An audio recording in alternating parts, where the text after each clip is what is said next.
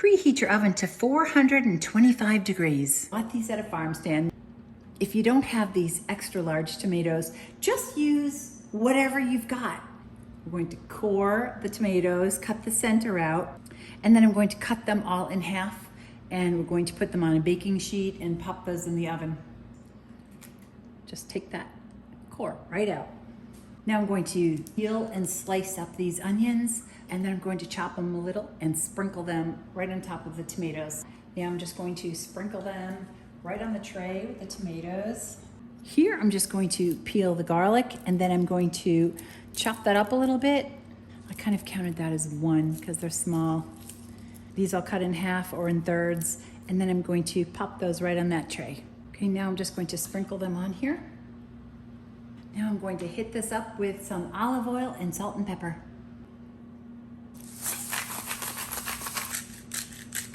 I'm just going to sprinkle this with a little bit of sugar. You know, when I make tomato sauce, I put the tiniest bit of sugar on it just to take the tartness out of any of the tomatoes. Stir this up a little bit, and then I'm going to put on the herbs. Look at those beautiful baby oregano leaves. I'm going to put that on there as well. Okay, now I'm going to give it one last stir. Mix that all up. And then into the oven it goes until the tomatoes and the onions start to caramelize. Because I got this from my garden, I have like baby basil leaves. They're small.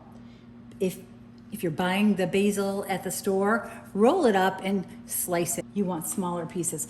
Okay, into the oven it goes. I'm gonna pull these out of here now and let them cool off a bit. Cooled off, and that looks so good. I just have, I guess this is a pint of cherry tomatoes. We can sprinkle these on top. Wait until you try this, you're going to love it. I had a few teeny tiny ones from my garden outside, so I grabbed those. And a little bit of olive oil, salt and pepper.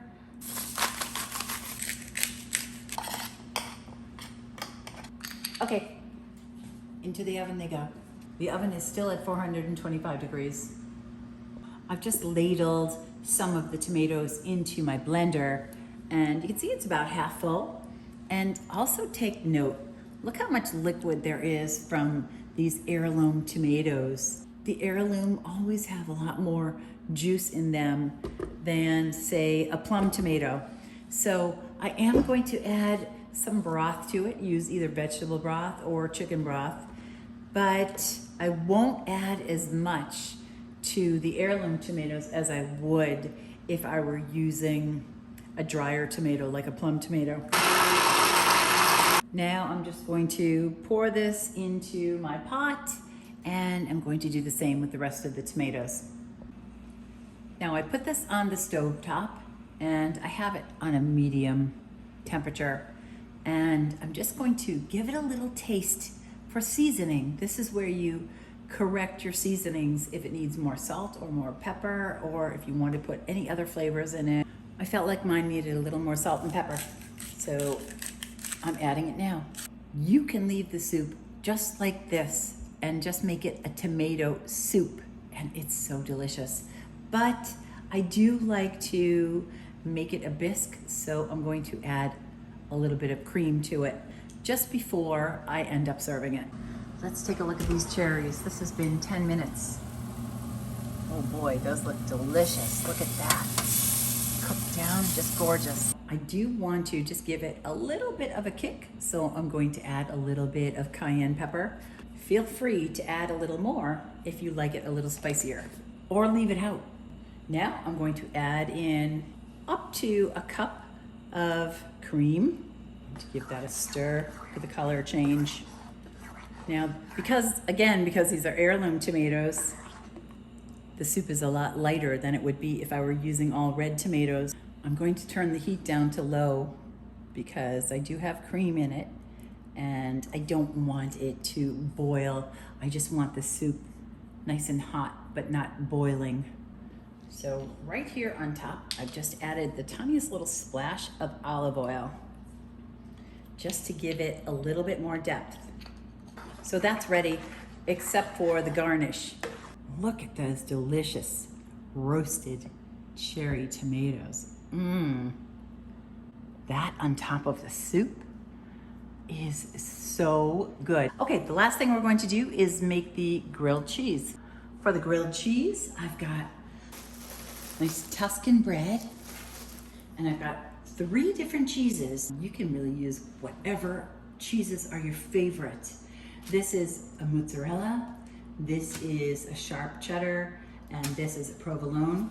And we're going to use a little bit of prosciutto as well, and some fig jam or fig spread. I'm going to put a little bit of fig spread just on one side. Then go ahead and put on your cheese. Right, again, I have 3 different types. So there's the mozzarella, that's going to melt beautifully. Here's the cheddar. Go ahead and put on as much cheese as you want. It is going to melt and ooze out, so just be aware of that. But I might put on 2 slices here, and then put a piece of provolone right on top. Put a piece of prosciutto right on top of that. That goes right on top. I have some softened butter here. I'm going to just butter the outside of this bread.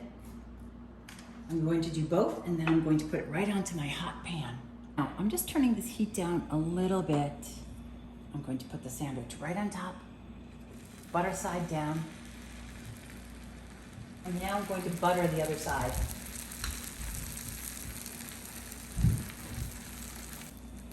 Okay, now I just want to keep an eye on the temperature. I don't want this to brown too quickly, so I might just go more to a medium heat.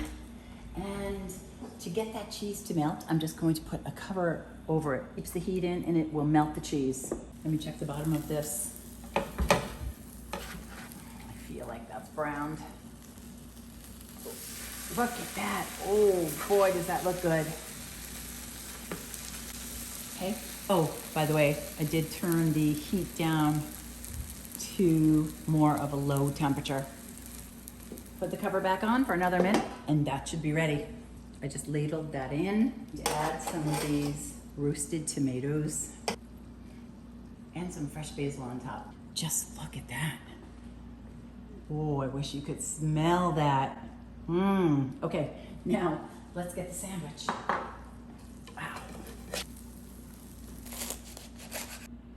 Just take a look at that. The Tuscan grilled cheese with prosciutto and fig, served with oven roasted tomato bisque. Enjoy.